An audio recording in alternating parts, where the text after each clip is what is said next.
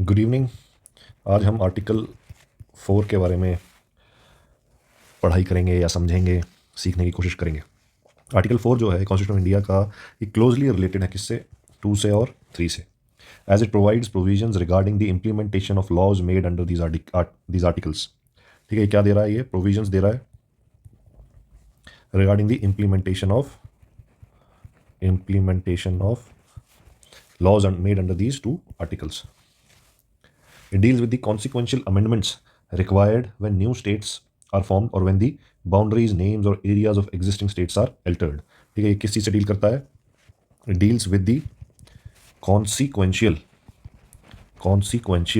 क्या होता है? किसी कॉन्सिक्वेंसेस से जो चीज़ हुई है, कोई एक चीज़ हुई, उसके कॉन्सिक्वेंस से दूसरी चीज़ करनी पड़ेगी, उसके कारण कोई चीज़ करनी पड़े, उसको क्या बोलते हैं? उसका कॉन्सिक्वेंस। पहली चीज़ का कॉन्सिक्वेंस है कि उसके कारण दूसरी चीज़ करनी पड़ रही है। So it deals with the consequential amendments required when new states are formed or when the boundaries, names or areas of existing states are altered. Article 4 outlines how Parliament can modify the Constitution in such cases without the need for a formal constitutional amendment under Article 368. इसका text देख लेते हैं।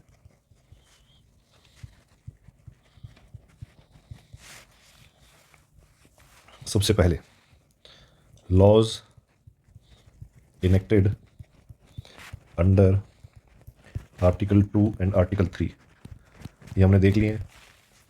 इसकी video मैंने already बना दी है, फिर भी मैं बता देता हूँ। सबसे पहले article 2 and 3, any law referred to in article 2 जो कि था एडमिशन और इस्टेब्लिशमेंट ऑफ न्यू स्टेट्स, और आर्टिकल 3 जो था formation of new states and alteration of areas, boundaries और नेम्स ऑफ एग्जिस्टिंग स्टेट्स।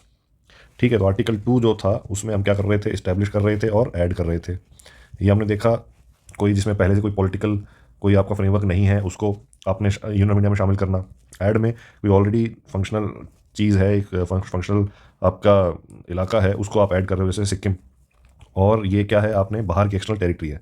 ठीक है, आर्टिकल 3 ये है फॉर्मेशन ऑफ न्यू स्टेट्स और अल्टरेशन ऑफ एरियाज, बाउंड्रीज और नेम्स ऑफ एग्जिस्टिंग स्टेट्स। ठीक है, ये इंटरनल है सारा हिसाब किताब, हमारे अपने देश के अंदर ही चीज़ों को आपने लेफ्ट राइट करना है। Shall contain such provisions, so any law referred to in article 2, ये इसकी लाइन पढ़ रहा हूँ मैं, टेक्स्ट है ये, इसका आर्टिकल 4 के अंदर जो लिखा हुआ है, any law referred to in article 2 जो कि एडमिशन और एस्टेब्लिशमेंट ऑफ न्यू स्टेट्स, और article 3 formation of new states और अल्टरेशन ऑफ एरियाज, बाउंड्रीज और names of existing states, shall contain such provisions for the amendment of the first schedule which lists all states and union territories, and the fourth schedule which deals with the allocation of seats in the Rajya Sabha of the constitution as may be necessary to give effect to the provisions of the law.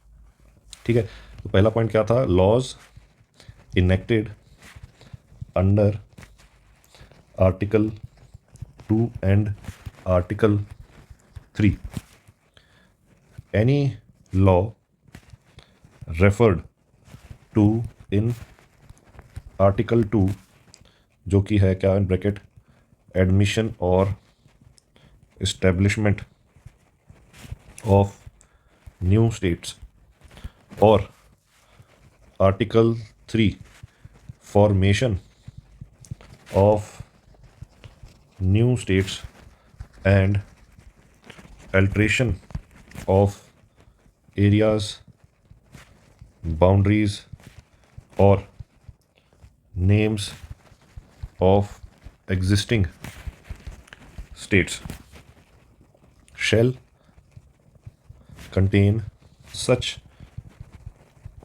provisions for the amendment of the first schedule. First schedule क्या है? Which lists all states and union territories, and the fourth schedule क्या है? Which deals with the allocation of seats in the Rajya Sabha of the constitution as में, तो यहाँ से इधर तक था, उसके बाद ये ऑफ द कॉन्स्टिट्यूशन कहाँ से शुरू हो गया, ये यहाँ से शुरू हुआ, ठीक है। Shall contain such provisions for the amendment of the first schedule and the fourth schedule of the constitution as may be necessary to give effect to the provisions of the law. So any law referred to in Article 2 or Article 3 shall contain such provisions for the amendment of the first schedule. उसमें provisions होंगे किस चीज़ के लिए, amendment करने के लिए first schedule को, fourth schedule को of the constitution as may be necessary, जैसे ज़रूरत है, to give effect to the provisions of the law. Number 2, no constitutional amendment required. कोई constitutional amendment required नहीं है. Any law under Article 2, any law under Article 2 or Article 3 is not considered an amendment to the Constitution for the purposes of Article 368. This means that such laws do not require the special procedure 2/3 majority in Parliament that is typically required to amend the Constitution. In simple terms में देखें तो article 4 provide करता है framework. Article 4 provides क्या, framework for making adjustments to the Constitution, like changes to the first or fourth schedule, like changes to the first or fourth schedule, when new states are created or boundaries are altered. It clarifies that these changes are considered ordinary laws and do not require the formal process of a constitutional amendment. Key features of Article 4.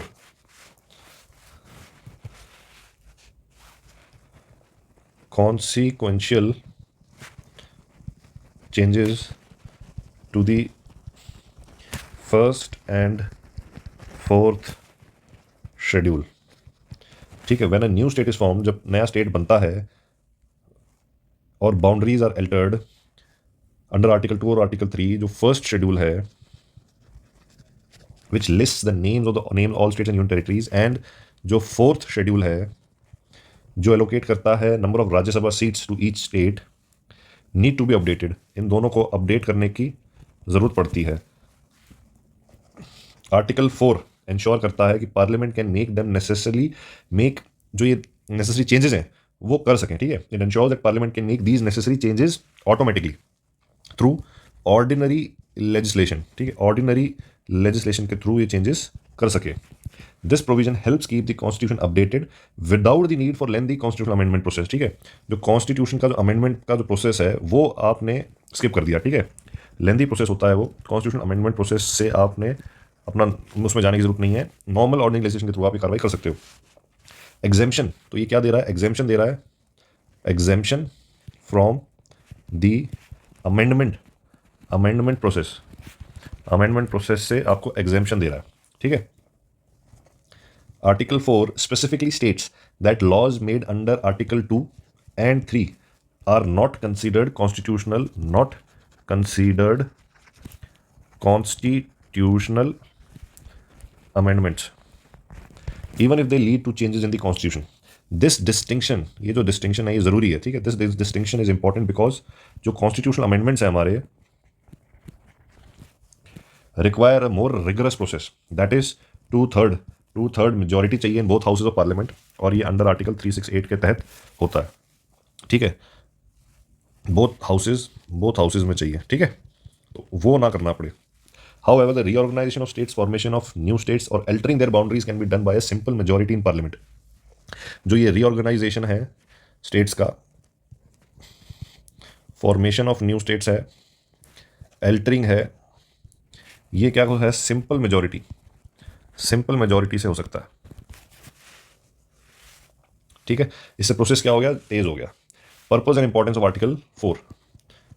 Purpose and importance कोई आपसे पूछ ले, हाँ भाई tell the what is the purpose and importance of article 4, तो आप क्या लिखेंगे? सबसे पहला स्ट्रीमलाइनिंग स्टेट रीऑर्गेनाइजेशन. स्ट्रीमलाइन कर रहा है स्टेट के रीऑर्गेनाइजेशन को, ठीक है. Article 4 was designed to simplify the process और allowing changes to constitution schedules through ordinary laws. Changes किसके के थ्रू? ऑर्डिनरी लॉज के through, rather than constitutional amendments. It reduces bureaucratic hurdles को reduce कर देता है और speeds up the process of updating India's political map. दूसरा, reflecting the dynamic nature of Indian federalism का dynamic nature. India is a diverse and dynamic nation with demands for new states and boundary adjustments arising periodically आपकी demands आती रहती हैं, कोई ना कोई उठाता ही रहता है. आर्टिकल 4 एंश्योर्स कि जो फेडरल स्ट्रक्चर है कैन अडेप्ट कर सकता है चेंजेस के साथ विदाउट प्रोसीजरल डिफिकल्टीज. जो प्रोसीजरल डिफिकल्टीज हैं उसको हटाते हुए, प्रोसीजरल डिफिकल्टीज को साइड में रखते हुए. It recognises the necessity of flexible framework. जो फ्लेक्सिबल फ्रेमवर्क है उसकी नेसेसिटी, इस फ्लेक्सिबल फ्रेमवर्क की नेसेसिटी को रिकॉग्नाइज करता है, ठीक है. For governance in rapidly changing political and social landscape. Number 3, facilitating legislative adjustments.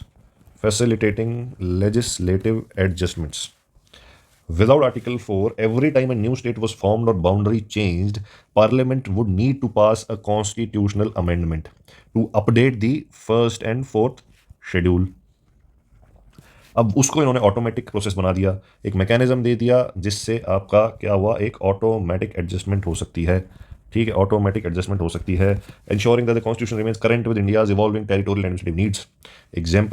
Example में अगेन वही सारे तेलंगाना, उत्तराखंड, झारखंड, ठीक है, आपका उड़ीसा, उनके हमने पहले भी देखे थे, इनके नाम वगैरह चेंज हुए. सिग्निफिकेंस क्या है? अगर सिर्फ पूछ लें आपसे सिग्निफिकेंस तो आपने ये वर्ड याद रखने हैं. फ्लेक्सिबिलिटी इंश्योर करता है. क्या कर रहा है? फ्लेक्सिबिलिटी. एफिशिएंसी इंश्योर कर रहा है ऑफ लेजिस्लेटिव मैकेनिज्म की एफिशिएंसी इंश्योर कर रहा है. किस तरीके से? एफिशिएंट अपडेटिंग से, ठीक है. और फ्लेक्सिबिलिटी किस चीज़ से था? कि फ्लेक्सिबल है और अडेप्टेबल है to the needs of the people, ठीक है. बार बार आपने कॉन्स्टिट्यूशन अमेंडमेंट करने की जरूरत नहीं है, प्रोसेस जल्दी हो सकता है. लीगल क्लैरिटी है, ठीक है, लीगल क्लैरिटी दे रहा है, ये गाइड कर रहा है कि फर्स्ट और फोर्थ शेड्यूल जो है उसको बिना कॉन्स्टिट्यूशनल अमेंडमेंट को ट्रिगर किए, ठीक है, विदाउट ट्रिगरिंग कॉन्स्टिट्यूशनल अमेंडमेंट, आप जो है इसको फर्स्ट और आपका जो फर्स्ट एंड फोर्थ शेड्यूल जो है उसको आप चेंज कर सकते हो, ठीक है. अननेसेसरी प्रोसीजरल चैलेंजेस को आपको जाने की जरूरत नहीं है, ठीक है. This clarity ensures that laws made under article 2 and 3 are not subjected to unnecessary procedural challenges, thereby safeguarding the legislative process. Fourth, maintaining क्या मेंटेन कर रहा है? maintaining integrity of the constitution. कैसे? बार बार आपको अमेंडमेंट की जरूरत नहीं है ना. While Article 4 allows for the changes to the constitution schedules, it does so without compromising the integrity of the constitution. It maintains a balance by ensuring that changes in the political structure of India do not undermine the broader framework of the constitution or necessitate repeated amendments to the fundamental document. Criticism क्या है? Criticisms कोई पूछे, criticism same वही है, आपका centralized power, ठीक है, आपका centralized power जो स्टेट के पास है, demand for more autonomy or demand for more autonomy. In regions where there are strong demands for greater autonomy of statehood, centralization of power under Article 4 may be viewed as limiting the role of regional governments in decision-making process regarding their boundaries and political identity. The non-binding nature of state legislature opinion under Article 3 compounds this issue. ठीक है, तो ये इसके criticism है. तो इस video में इतना ही. Stay safe, keep learning, be a good human, help your society, give back to your society, and thank you. Good day.